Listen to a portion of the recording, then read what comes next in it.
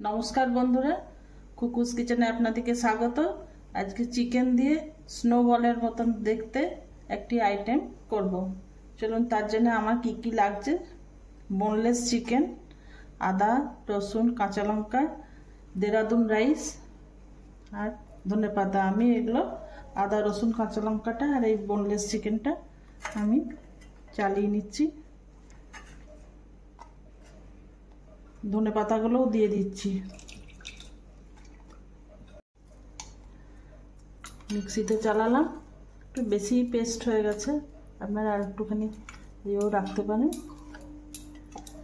ঝালটা বন্ধুরা আপনারা নিজের মতন দেবেন, যদি বাড়িতে বাচ্চা থাকে তাহলে সেই মতন কম দেবেন। আচ্ছা, আমি একটু নুন নিচ্ছি।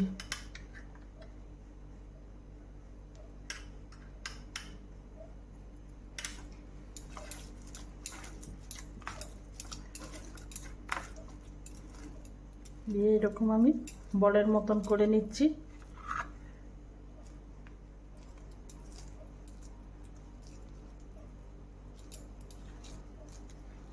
আচ্ছা, এবারে এই চিকেনের এগুলো আমি চাল দিয়ে ভালো করে র্যাপ করছি, যেমন আমরা বিস্কুটের গুঁড়ো দিয়ে করি এরকম চাল দিয়ে করছি।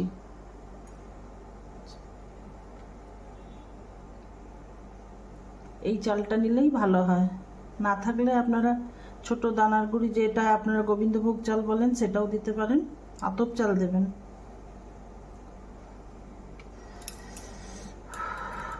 বন্ধুরা, আমার কাছে এই মোমোর তৈরি করার এইটা ছিল, তাই আমি এতে করছি। আপনারা জালি জালি ফুটো ফুটো যে থালাগুলো আছে বা পিঠে যাতে করেন তাতেও করতে পারেন। আচ্ছা, আমি এবারে এগুলো দিচ্ছি। বন্ধুরা, আপনাদের বোধহয় আমি বলতে ভুলে গেছি, চালটা কিন্তু ভিজিয়ে রাখতে হবে, আধ ঘন্টা আগে ভিজিয়ে রাখবেন।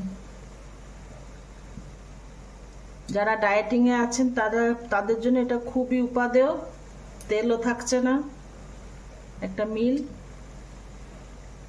হয়ে যাক। দেখবেন বন্ধুরা, এত সুন্দর দেখতে হবে।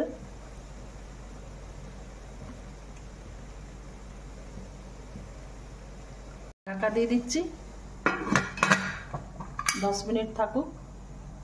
এবার আমি খুলছি, 10 মিনিট হয়ে গেছে।